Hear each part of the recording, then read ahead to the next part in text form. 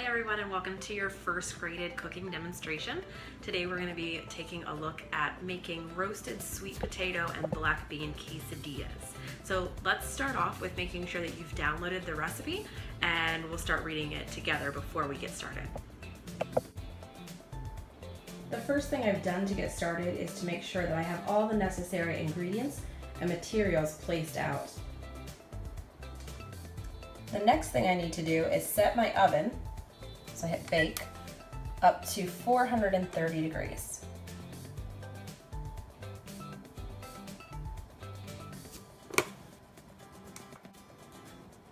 The next thing I need to do is to rinse off and wash the sweet potatoes and then peel them and cube them as stated in our directions. I'll show you a quick demonstration of how we need to peel our sweet potatoes. We'll cover this more later on in future lessons, but the key is you want to use your peeler and make sure that you're peeling away from you. That's to reduce risk of getting cut. As you continue peeling, you'll see this lovely orange color show up here. And you will notice that I am actually using 4 sweet potatoes instead of the recipe that says 2. That's not because I'm doubling the recipe, it's because it said too large, and these you can tell are slightly smaller than what we would consider a large sweet potato. Next we have to cut our sweet potato into chunks. The key here is they don't have to be all the same shape, but they should roughly be the same size so that they take the same amount of time to cook. So I'm first going to start by cutting this one in half. Since this is thinner up here, I'll leave that slightly larger and then go from there. And so you can see they are roughly about the same size. I'm going to do that with all the rest of the potatoes as well.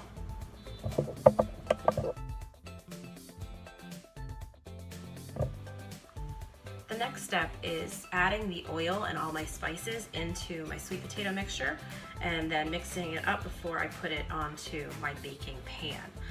So the first thing I need to add is my drizzle of oil.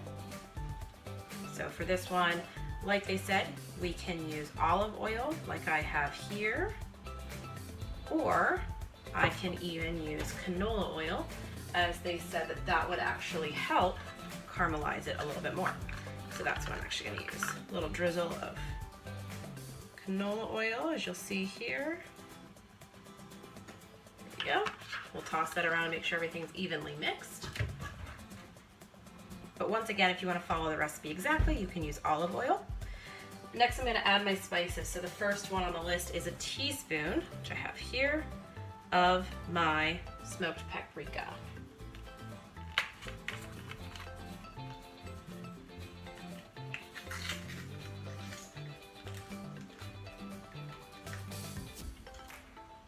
So there's our smoked paprika. Got a teaspoon of that. Make sure it's about level like shown here.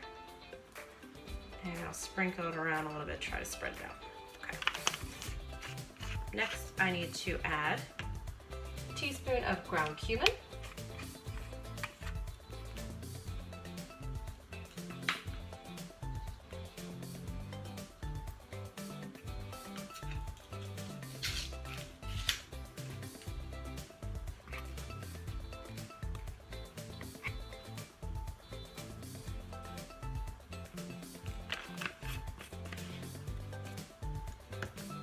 Next, I need to add a half a teaspoon of our coriander.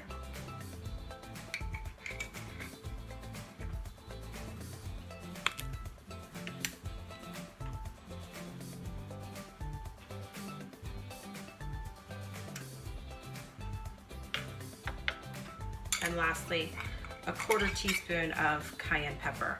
Now this one is up to your own individual taste. You can add more if you like it super spicy, or less, or not at all if you don't like it spicy. I'm going to go with what the recipe recommends, which is a quarter teaspoon. Hopefully not set my mouth on fire later.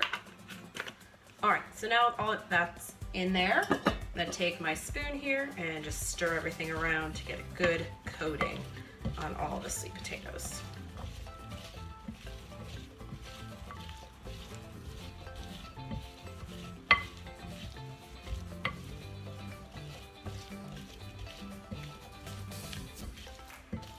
It's okay if it's not perfect because we are eventually going to be mashing them anyways, so we'll get the flavor still once we mash them all together. All right, looks good from there. Next, I'm going to take my baking dish and I'm going to add all of my sweet potatoes onto it. Spread them out to make sure that they're all in a single layer. Shouldn't be hard to do because there's not that many.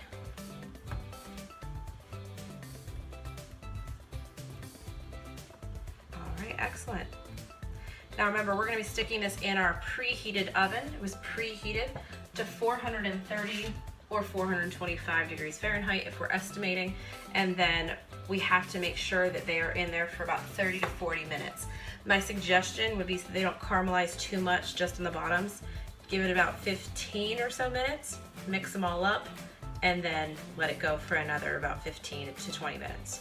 Keep an eye on them. You can test them to see if they are tender on the inside. All right, great news guys, the sweet potatoes are finished.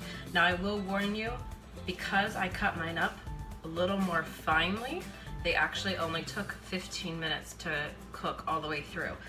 So I let them cool down for a bit, and now I'm gonna transfer them from my baking sheet over into a bowl that I can smash them in. So you'll see I'm just moving them into our bowl. They're nice and soft, ready to be mashed. All right.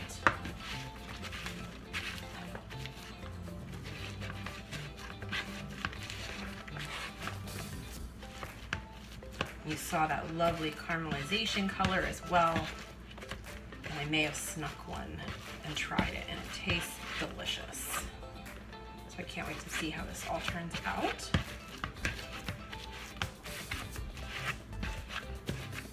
You want to mash it up fairly well. It's okay to leave some chunks too. Just make it a little chunkier. All right, there we go. Everything is mashed up. And we're gonna set this off to the side while we continue on with the next steps. All right, folks, the next step is to get one of our tortillas. Now you'll see I cheated a little bit. I'm trying to use a healthier option, so I'm going to use a spinach tortilla. And so I drizzled this with some oil, and now I'm going to put this in the pan, but I'm gonna do it oil side down. Now this pan is not hot at all yet, I haven't turned it on, so the key here is to make sure that right now there's no heat going on the pan. The next step is to make sure that we can spread about half of our sweet potato mash on there. So I'm going to grab about half, put it on there, and then we're going to want to spread that across. I'm going to grab a spatula to help to spread that.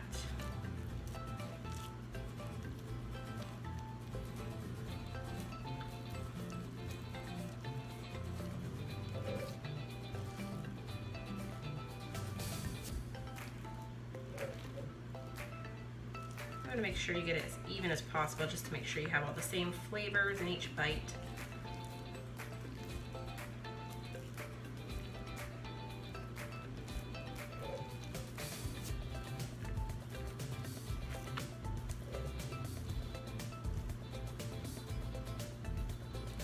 And then the next thing we're gonna have to start doing is getting our black beans ready.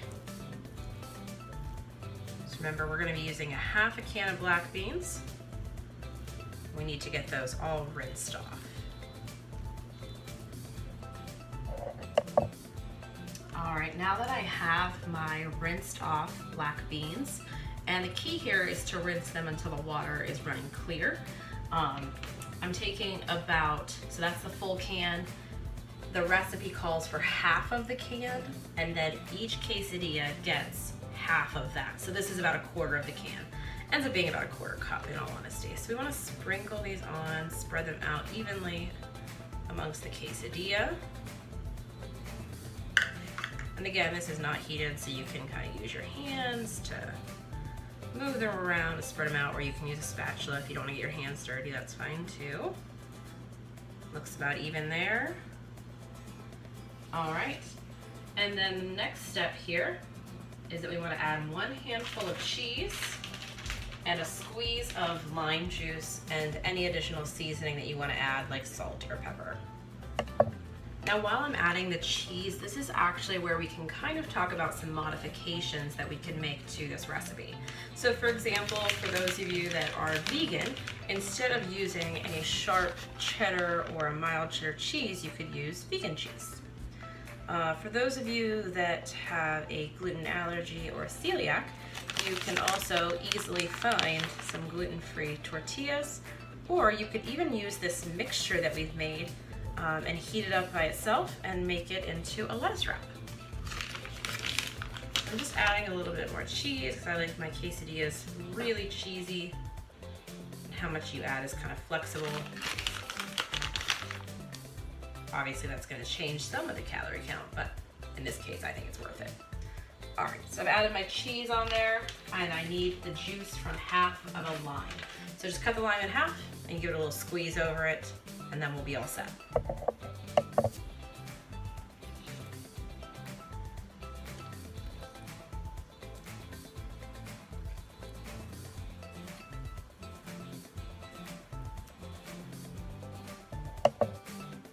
Next, all I need to do is add on my second tortilla, kind of push it down just to make sure it's gonna stick. And then we need to just make sure that we oil the top. So now that that's all oiled, I can turn on my heat to medium.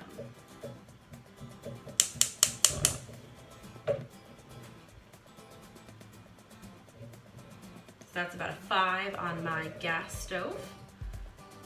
And it should take roughly 6 to 8 minutes on each side. But my suggestion would be to have a spatula handy. That way you can check the underneath to make sure it's not burning as we go.